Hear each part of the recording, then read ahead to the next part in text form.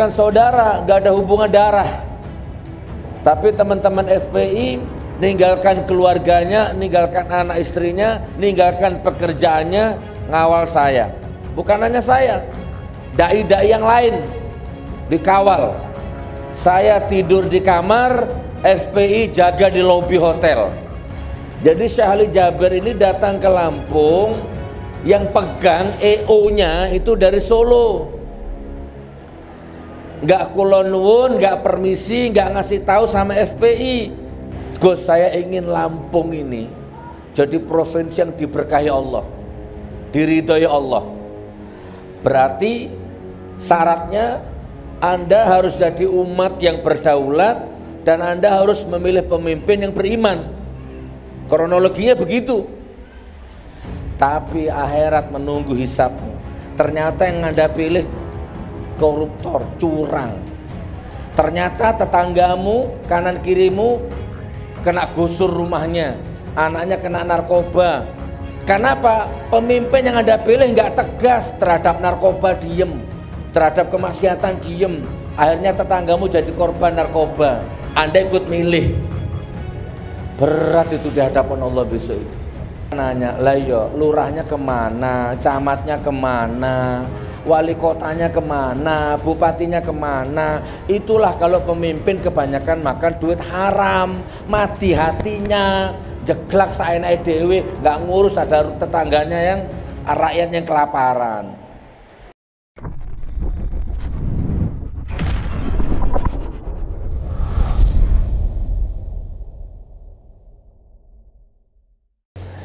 Oke, Bapak Ibu, sebelum kita mulai, pertama-tama kita ucapkan terima kasih ya, barakallah, jazakallah kepada semua aparatur negara, bapak-bapak dari polisinya, dari TNI-nya, Babinsanya, semua ya yang terkait.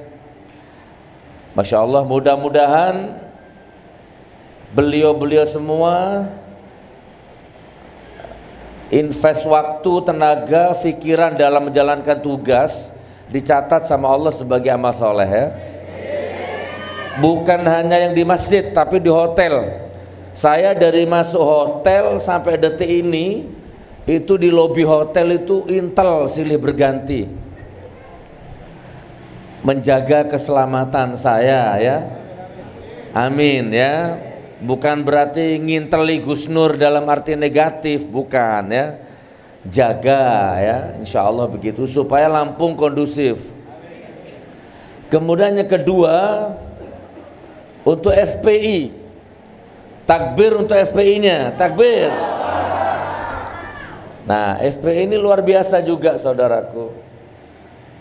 Bukan hanya FPI ya, ada Kokam juga, adalah laskar-laskar yang di tahun 2020 ini ngawal ulama, ngawal dai, ngawal aktivis itu gratis, gak dibayar. Setahu saya cuma FPI, Kokam, yang lain wallahu a'lam bishawab. Nanti kalau saya kurang info kasih masukan ke saya nanti insya Allah. Saya sudah hampir 8 hari ini safar dari Medan kemarin, baru kemarin nyampe Lampung saya.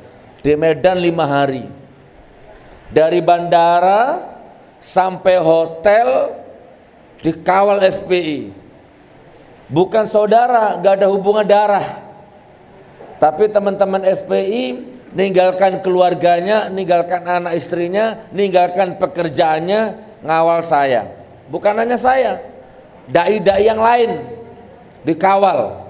Saya tidur di kamar, FPI jaga di lobi hotel 24 jam. Di lobi hotel ada, di depan kamar saya ada. Gak ada hubungan darah, gak ada hubungan keluarga.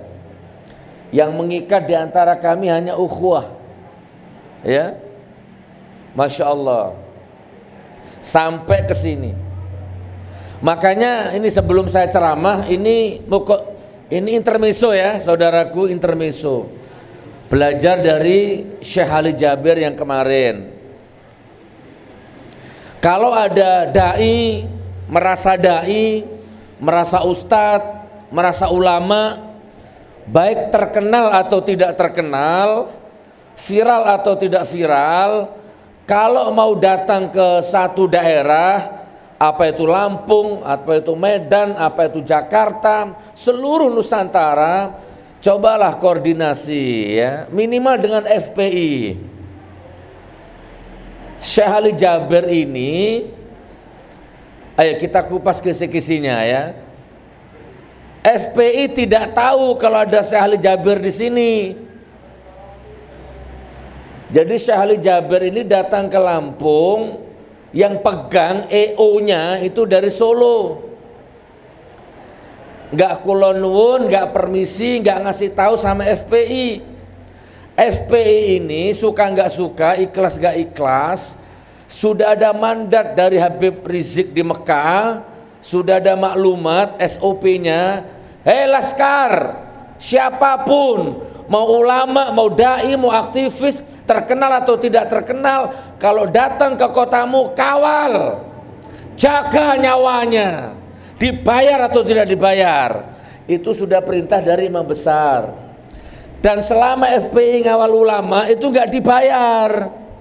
Jadi kalau Anda kiai atau ulama, nggak usah khawatir. Kalau dikawal FPI itu nggak akan ngurangi jatah amplopmu. Nggak ada amplopnya ini. Lillahi ta'ala. Memang zaman sekarang ngomong lillahi ta'ala itu agak aneh Pak, nggak masuk akal memang. Untuk kaum-kaum munafik yang semuanya harus uang. Nah ya, jadi Syekh Ali Jabir itu datang ke sini, FPI tidak tahu, nggak dilibatkan. Wallahualam ada internal apa, makanya ayolah bersatu. Dengan kejadian itu ayolah semua laskar, semua ormas, semua LSM bersatu. Musuh kita bukan sesama umat Islam ini, musuh kita bukan NU, bukan Muhammadiyah, bukan siapa-siapa, musuh kita satu, sekuler, bukan satu, banyak, sekuler, liberal, komunis, itu fokus. Gitu saudaraku. Apa yang terjadi coba? Begitu Syekh Ali Jabir insiden itu, ya kan? Ketika masih di Lampung, Syekh Ali Jabir tegas, ini harus diusut tuntas sampai ke akar-akarnya. Kan gitu Syekh Ali Jabir ketika masih di Lampung. Itu yang nusuk sangat profesional, sangat terlatih, dan itu bukan gila. Itu pernyataannya Syekh Ali Jabir ketika masih di Lampung, tegas, usut siapa dalangnya.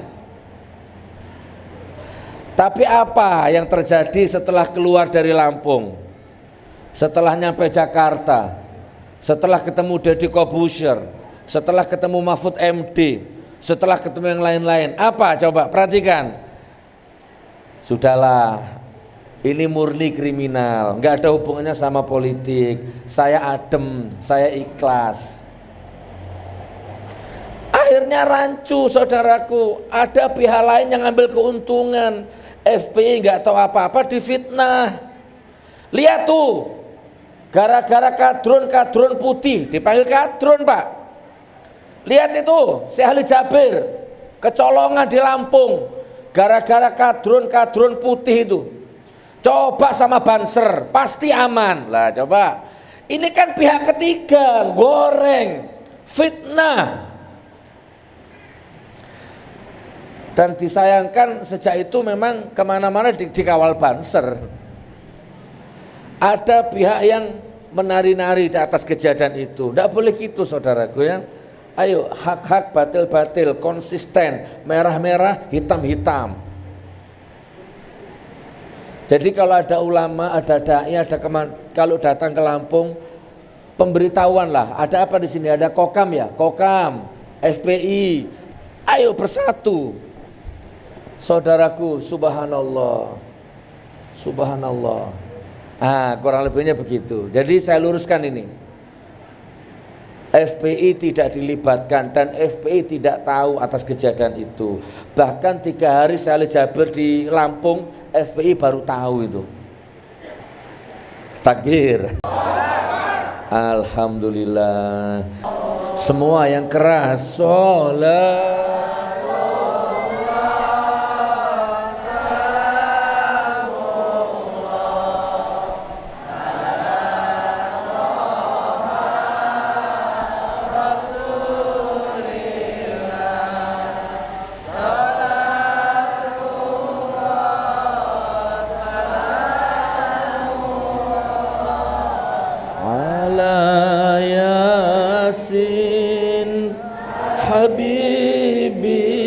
Habibillah.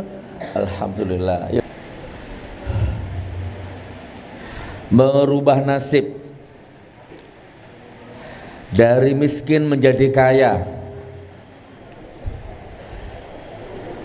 kaya kosakata, kaya bahasa, kaya konsep, kaya ide, kaya imajinasi, kaya cakrawala, kaya dinamika, balaghah, mantek, uslub, bayan semua menguasai. Kalau itu sudah kena, maka kaya harta otomatis mengikuti. Tidak mungkin orang kaya kosakata, kaya konsep, kaya ide, kaya imajinasi, kaya iman, kaya saudara, kaya ilmu, kaya silaturahim, terus hidupnya susah, itu tidak mungkin, Pak. Rumusnya enggak begitu. Nah ya, jadi kita rubah dari miskin menjadi kaya. Kita dealkan dulu nih, saudaraku. Kalau disuruh milih kaya sama miskin, pilih mana? Yakin? Tapi harus ada orang miskin. Kalau semua kaya enggak jalan nanti sunatullahnya. Ya, miskin tapi beriman gitu loh ya. Oke. Jadi gini, orang miskin itu bisa menghafalkan Quran. Tapi jangan lupa, orang kaya juga bisa menghafal Quran plus bangun pondok pesantren tahfidz Qurannya. Coba pilih mana? Orang miskin itu bisa memakmurkan masjid, sholat di masjid. Tapi jangan lupa, orang kaya juga bisa istiqomah di masjid, jamaah di masjid, memakmurkan masjid plus bangun masjid. Ya apa-apa tetap enak kaya, Pak. Tak doakan ya, sepulang dari acara ini berubah cara pandangnya Anda, sehingga nggak lama Anda jadi orang kaya. Kaya yang zuhud, kaya yang qanaah, mobilnya banyak, rumahnya banyak, hartanya banyak, tapi tidak sedikit pun mobil, rumah, harta itu menjadi fitnah gitu loh. Kaya tapi zuhud. Kalau Anda punya kaya tapi qanaah, kaya tapi wara'. Kalau Anda punya karakter ini, bukan hanya keluargamu yang berubah, bukan hanya nasibmu yang berubah, bangsa Indonesia secara otomatis akan berubah menjadi bangsa baldatun thayyibatun wa rabbun ghafur. Serius saya, Pak. Nanti kita kupas pelan-pelan. Dari miskin menjadi kaya, dari sakit menjadi sembuh. Ya, Masya Allah. Ini contoh saudaraku. Kita mulai ya, kita agak persingkat. Tadi MC-nya sempat nyentil tadi MC-nya. Jadi memang ada takdir ya. Ada takdir, ada nasib yang bisa dirubah dan ada yang tidak bisa dirubah. Ada takdir mubrom, ada takdir mu'alak. Ini panjang pembahasannya kalau masalah ini. Kita ringkes saja lah. Misalkan takdir mubrom itu tidak bisa dirubah. Maka jangan bermain-main di sini, buang-buang waktu. Contoh ini, Anda lahir jadi laki-laki, Anda lahir jadi perempuan, Anda lahir di Lampung, Anda lahir jadi orang Jawa, jadi orang Batak, jadi orang Madura. Bisa nggak Anda milih? Nggak bisa, Pak. Hidungmu segitu ya udah segitu, jangan dirubah dan jangan main-main di sini, bahaya. Dikembangkan. Kalau ada hidung pesek memaksakan kehendak dirubah jadi mancung, apalagi sampai kelaminnya dirubah, maka hancur hidupnya. Jangan main-main di sini, Pak. Udah selesai, bab ini selesai kan gitu ya. Tapi ada takdir mu'alaq, takdir yang bisa dirubah. Saya bodoh pengen pinter, kan bisa. Saya sakit-sakitan pengen sehat, bisa. Saya miskin pengen kaya, gampang. Kembangkan. Imajinasinya dikembangkan. Ini Indonesia nih bobrok, saya ingin merubah jadi baik, bisa. Udah nggak usah muluk-muluk Indonesia, Lampung aja lah. Saya mau merubah Lampung ini menjadi provinsi yang baldatun thayyibatun warabun ghafur, bisa. Demi Allah bisa. Tak kasih resepnya yuk. Amalkan, tanda tangan materai 6.000 di depan notaris ayo. Mana ada notaris? Tanda tangan yuk. Amalkan ini, Lampung jadi baldatun thayyibatun warabun ghafur. Ayo, tanda tangan, serius saya. Wallahi, serius ayo. Bukan hanya Lampung, ekonomimu, rumah tanggamu, imajinasimu, kedaulatanmu berubah semua. Kalau Anda bisa ngamalkan ini. Serius. Apa itu Gus Nur? Mau? Siap? Contoh nih.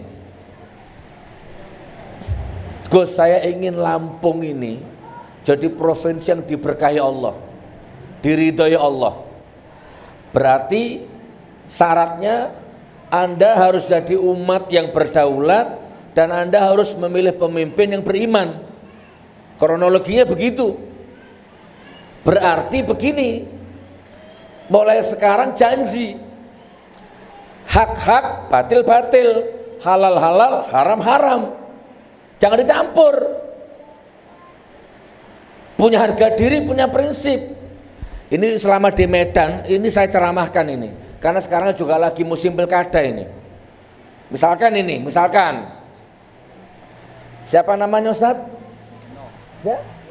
Jupeno. Misalkan, ayo akad sama saya, ayo amalkan ini, berubah. Lampung berubah, Anda berubah. Contoh Pak Jupeno. Misalkan Pak Jupeno ini nyalon jadi wali kota atau jadi bupati, datang ke saya, Assalamualaikum Gus Nur. Oh Pak Jupeno, moga masuk. Ada perlu apa Pak? Saya ini mau nyalon jadi wali kota, saya mau nyalon jadi gubernur.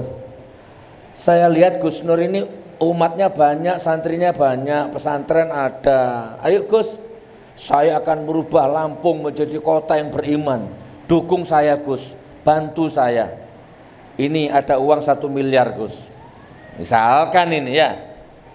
Ini saya bukan nyuap, bukan nyogok Gus, tapi ini sebagai tanda silaturahim saya, 1 miliar nih Gus. Umpama ini.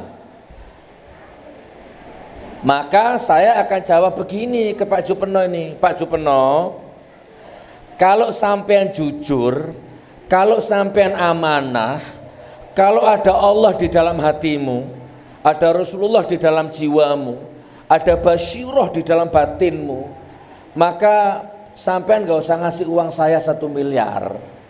Nanti saya yang akan infakkan uang saya, harta saya, waktu saya, tenaga saya, sumber daya saya, semua akan saya infakkan untuk mendukungmu. Saya gak butuh uangmu Pak, saya butuh kejujuranmu, saya butuh amanahmu. Nanti kalau terpilih makmurkan rakyatnya. Jangan makan dulu sebelum rakyatmu kenyang, jangan tidur dulu sebelum rakyatmu makmur, sejahtera.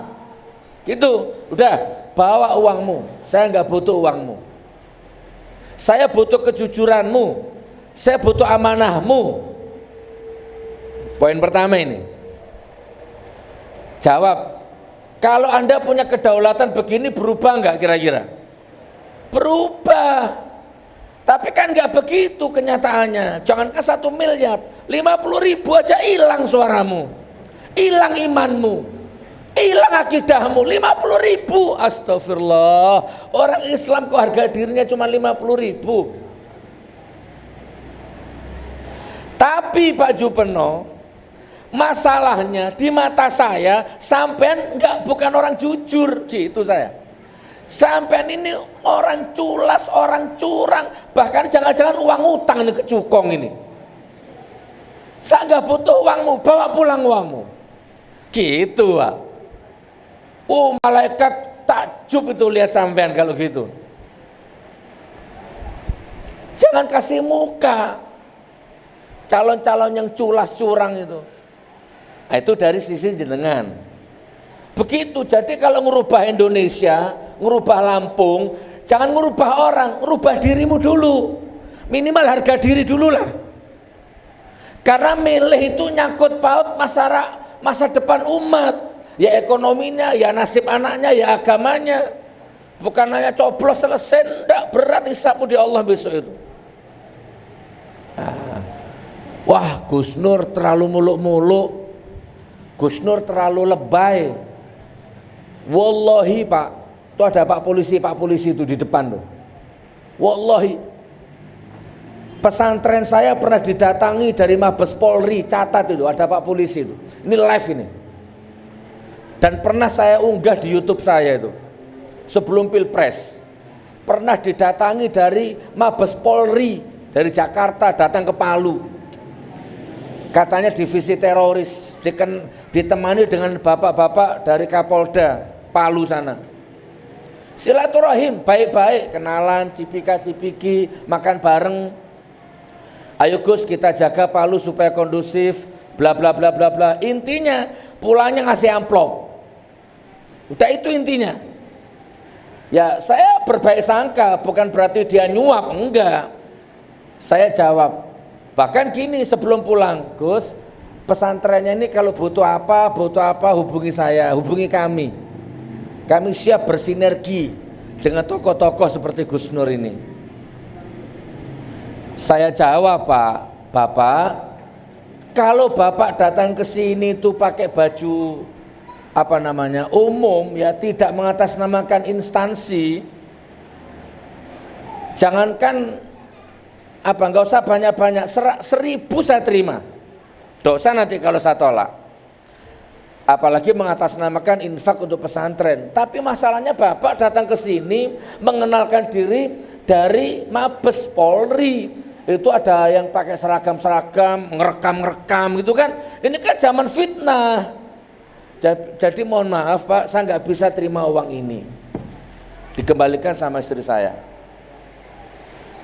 Dan sampai sekarang. Dan bukan hanya itu, sewering saya berusaha dibeli dengan cara apapun. Dan alhamdulillah sampai detik ini saya lebih baik miskin, tapi tidak menggadaikan kedaulatan saya. Lebih baik saya miskin punya harga diri. Tapi alhamdulillah kabar baiknya saya nggak miskin Pak. Saya kaya tapi punya harga diri. Takbir. Begitu Pak. Ngerubah Lampung. Takbir, Allahu Akbar. Tapi 50.000 hilang imanmu. Mana? Cemen. Tak bisa. Udahlah. Dirimu yang dirubah.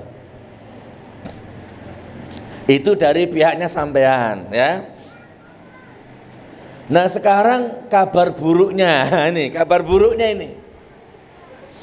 Sampean nggak bisa bantah, ini kabar buruk. Ya sudah. Tak kira orang bawa pisau. Alhamdulillah. Nah kabar buruknya, nih.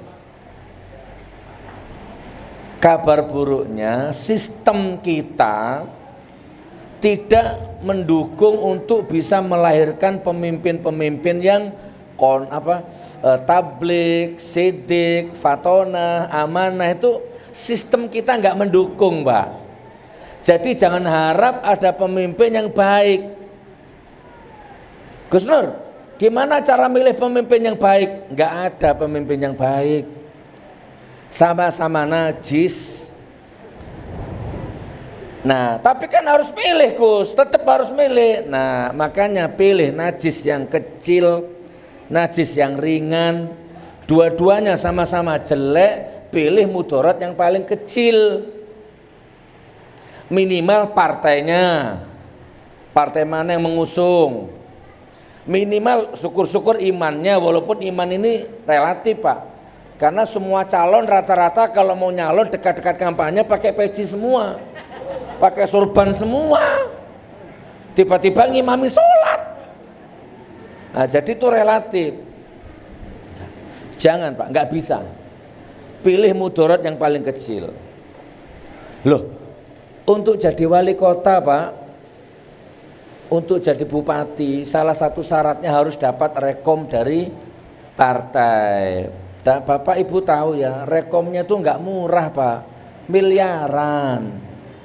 Banyak calon bupati, calon wali kota datang ke rumah saya, minta doa, minta dukungan, nunjukkan proposal. Tak baca proposalnya itu Pak, ya Allah, visi misi, kurikulum vitae, macam-macam di halaman belakang, dana rekom sekian miliar, dana saksi sekian miliar, ya kan? Banyak itu. Nah, kemudian media sekian miliar. Yang terakhir, serangan fajar sekian miliar. Masuk Pak serangan fajar Pak, dianggarkan di situ. Nah, kebanyakan calon-calon tadi itu nggak punya duitnya. Terus gimana? Jual tanah, jual rumah, jual aset. Masih kurang, ngutang sana, ngutang sini. Akhirnya apa? Yang diutangi semuanya riba, berbunga. Kalau nggak berbunga uang, berbunga janji. Nanti kalau kamu terpilih begini. Cukong main. Makanya nggak ada pemimpin baik. Sudah sistemnya nggak mendukung sudah. Nggak ada seperti Umar bin Khattab, Abu Bakar Siddiq, Umar bin Khattab, Utsman bin Affan, Sayyidina Ali, nggak ada udah Pak. Jangan mimpi. Tapi nanti akan tiba masa itu juga nanti insya Allah. Setelah ini, setelah Mulkan Jabarian ini. Logika ya Pak ya. Jadi nggak bisa. Walaupun independen, tetap Pak sulit. Makanya ayo sesuai makomnya aja lah. Minimal dari Anda, jangan terima sogoan, jangan terima suapan, udah itu dulu. Insya Allah. Siap? Yakin? Berat loh hisapnya loh. 500.000 coblos, 500.000 satu hari habis. Tapi akhirat menunggu hisapmu. Ternyata yang Anda pilih koruptor, curang. Ternyata tetanggamu, kanan kirimu kena gusur rumahnya, anaknya kena narkoba. Kenapa? Pemimpin yang Anda pilih nggak tegas terhadap narkoba, diem, terhadap kemaksiatan diem. Akhirnya tetanggamu jadi korban narkoba. Anda ikut milih, berat itu di hadapan Allah besok itu. Naudzubillah min dzalik.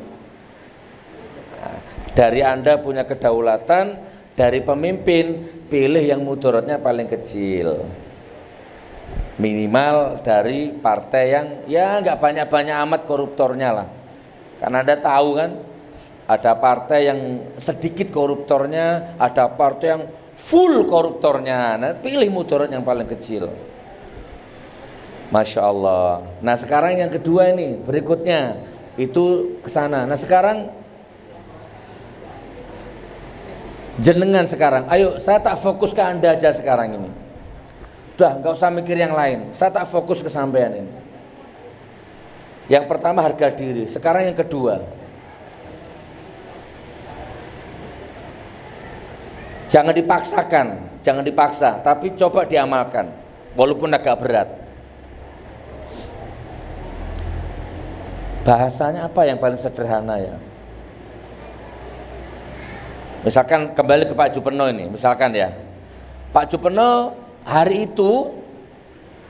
itu mau ada urusan keluarga, mobilnya sudah dilap, pertamaknya sudah dipenuhin, sopirnya sudah siap, anak istrinya sudah siap. Hari itu beliau mau berangkat urusan keluarga, penting wajib. Tiba-tiba ada tetangganya datang. Assalamualaikum Pak Jupeno.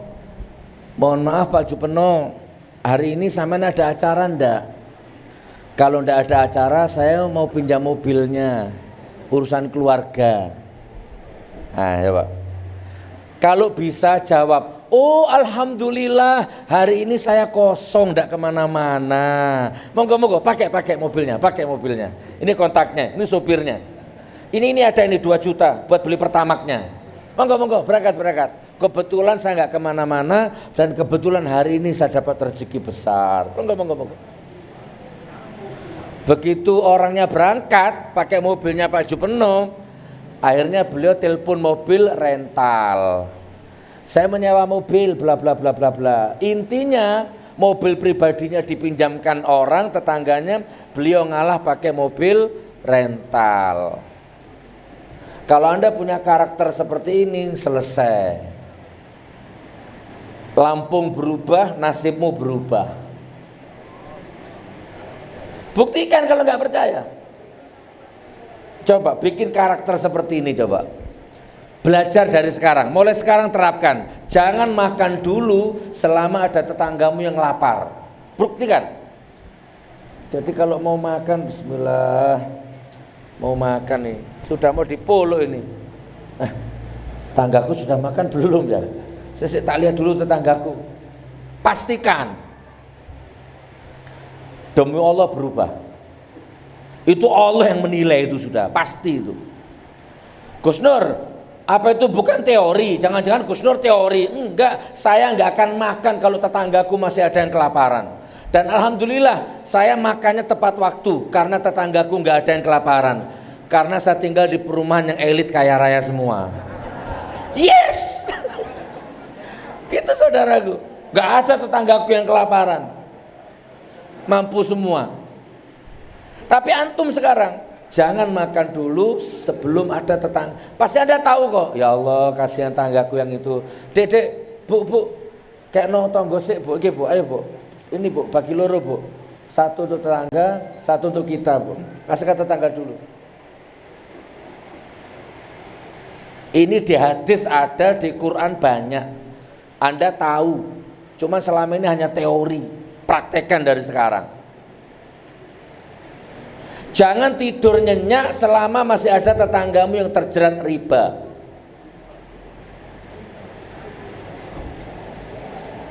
Tonggoku ana sing kena riba ndak yo? Ya kalau cuma 3 juta, 4 juta bantu, 100 juta ya terserah. Bantu Pak, tak bantu yo piro 10 juta, tak bantu yo tapi tobat. Janji jangan main riba lagi. Bismillah. Kalau antum nggak punya uang 10 juta, share di grup. Kan ada punya grup. Ayo ini loh ada tetangga kita ini loh terjerat riba. Ayo aku 1 juta. Kamu berapa? Ayo. Selesai Pak Lampung Pak. Selesai Indonesia. Kalau toh Indonesia diazab sama Allah karena rezimnya laknatullah, Anda diselamatkan sama Allah. Gitu. Allah Gus Nur teori. Saya sedang belajar. Mana Cak Roto ini? Cak Roto itu anak saya. Saya bangun rumah ini Pak, belum selesai. Ya 40% lah. Tiba-tiba ting bunyi handphone saya. Tak buka, oh ada foto, ada caption. Fotonya nggak saya buka dulu, captionnya saya baca. Assalamualaikum Gus Nur, ini ada hamba Allah tolong dibantu. Rumahnya hancur nggak layak Gus, kasihan, fakir miskin. Bayangkan Pak, saya bangun rumah belum selesai, masih 40%. Tiba-tiba ada orang minta dibangunkan rumah, ya apa coba? Lek sampean standar, matamu picek, jangkrik omaku dhewe durung mari, dihapus. Kan begitu rata-rata. Sudah terkonsep di bawah alam bawah sadarmu itu. Alhamdulillah, akhirnya saya buka fotonya. Kayak apa sih rumahnya? Teng, subhanallah, ternyata memang tidak layak Pak. Hancur, miskin. Dalam hati saya nanya, lah yo, lurahnya kemana, camatnya kemana, wali kotanya kemana, bupatinya kemana. Itulah kalau pemimpin kebanyakan makan duit haram, mati hatinya, jeglak saenake dhewe, nggak ngurus ada tetangganya yang rakyat yang kelaparan. Waktu kampanye belusuan, dilihat rumahnya, begitu jadi lupa. Gitu loh teman. Makanya jangan terlalu berharap kepada pemimpin, berharap kepada Allah, berharap kepada dirimu sendiri. Selesai. Ini ngaji kedaulatan sekarang. Akhirnya gini Pak, kan yang ngirim foto rumah itu kan Allah juga. Kembalikan aja ke sana. Ya Allah, sampean tahu rumahku lo belum selesai, kok sampean kirim rumahnya orang ini? Gimana maksudnya sampean ya Allah? Tapi nggak apa-apa, saya terima hidangan takdir ini. Akhirnya saya tanya ukuran tanahnya berapa? 5 kali 7. Oke, saya gambar. Sederhana, muncul RAB 35 sampai 40 juta. Saya share ke grup. Kebetulan saya punya grup. Assalamualaikum. Ini loh ada orang rumahnya nggak layak. Kurang lebih 40 sampai 35 juta. Yuk, aku 10 juta pribadi. Sampai berapa? Ceng. Tersebar itu. Alhamdulillah, brung, singkat cerita 2 bulan rumahnya selesai, megah.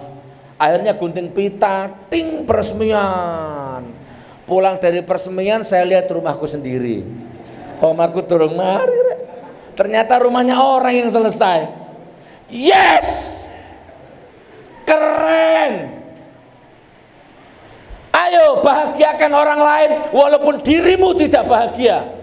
Bangkitkan harapan orang lain walaupun dirimu terpuruk. Mati demi kebahagiaan orang lain. Syukur-syukur mati demi agama Allah. Allah Gus Nur lebay, mati demi agama Allah. Saya safar ini gak dibayar Pak, gratis. Mana ketua BKM-nya? Ketua BKM, ketua masjid mana? Atau ketua panitia, ketua BKM mana? Tafadhol, sini Ustaz, tafadhol Ustaz.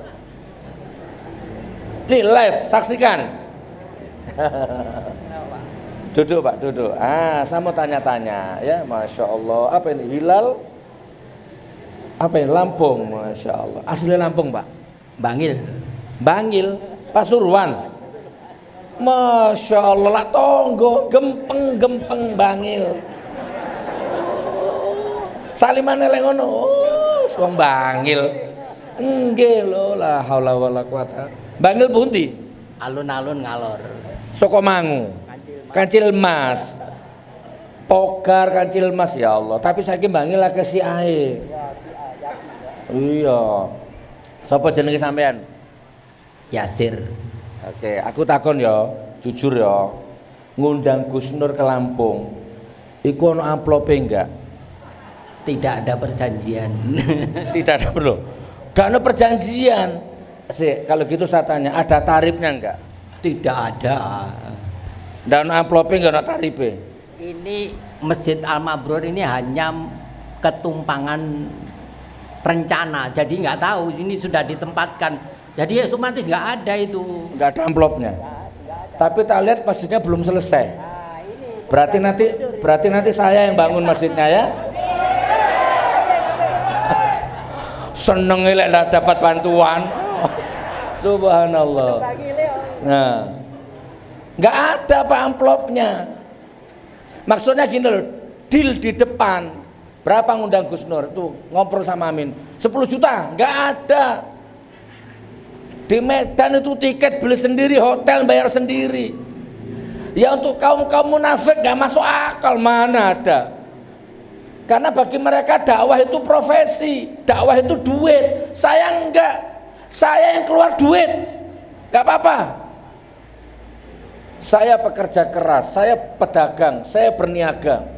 Cari duit di luar agama, begitu dapat duit dipakai hidupi agama. Gitu saudaraku. Nah, percaya enggak ini? Jadi nggak ada amplope kira, nggak ada tarife. Tengah-tengah amplop orang masjidnya turun dati. Iya wes, alhamdulillah. Nanti tak amplopin nanti. Iya, tenang wes, tak amplopin nanti ya. Mudah-mudahan Allah. Amin. Saya punya program 1000 masjid. Mudah-mudahan Allah mengalirkan sebagian itu lewat tangannya Gus Nur. Amin, amin. Iya, ojo. Kita semua ingin dapat pahala. Ojo lewat caleg-caleg ya. Bon, monggo. Gitu saudaraku. Enggak ini.